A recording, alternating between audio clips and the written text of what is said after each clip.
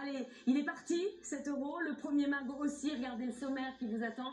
Bien sûr, nous allons revenir sur cette brillante victoire de l'Italie dans ce match d'ouverture face à la Turquie. Nous rendrons des nouvelles de l'équipe de France et des Bleus qui sont eux à 4 jours de leur premier match. Ce sera face à l'Allemagne.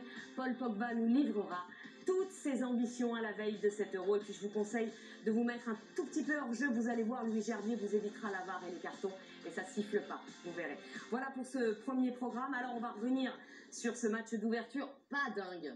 Surtout la première mi-temps. Ouais, on peut l'avouer, il n'y a pas eu, mais même des deux équipes, il n'y a pas eu beaucoup d'intensité. On s'attendait à. C'est vrai que c'est le premier match, c'est beaucoup de tension. On s'attendait à un peu plus d'intensité dans la première mi-temps.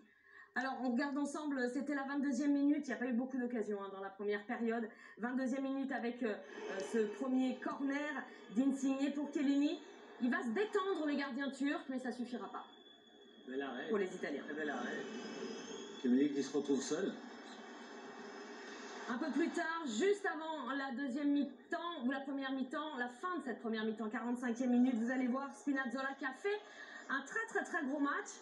Péno, pas péno, il y a encore une semaine ça sifflait pas, messieurs. Et puis là on est passé enfin en deuxième période, beaucoup plus difficile cette seconde période pour les Turcs.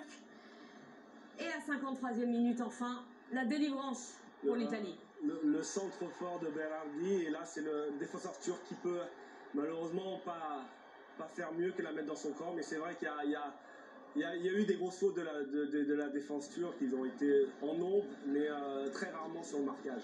Et à partir de ce moment-là, Ludovic, l'Italie totalement libérée. En confiance, et veut tuer le match et le fait très bien sur cette action-là. On joue la 66e minute à ce moment-là, et c'est Immobile. Renard des surfaces. Renard des surfaces, évidemment, qui va très opportuniste. Oui, mais il est là au bon moment. Le gardien relâche et il la met bien au fond. On voit aussi le bon contrôle de Spinazzola, la frappe derrière, Immobile, il ouvre bien sa cheville, on le voit, le gardien ne peut rien faire, voilà. Ouais, il tourne bien, il se positionne bien. Beau geste de l'attaquant italien. Et vous savez quoi? Jamais l'Italie n'avait marqué plus de 2 buts dans un match de l'Euro. Et bien c'est fait ce soir pour la première fois grâce à Insigne qui offre le 3e dernier but pour la squad. Nathalie l'a vu en première période, il a vu pratiquement le même genre d'occasion. Il avait un peu dévissé sur son ouverture de plat du pied, et là, il ajuste bien le gardien.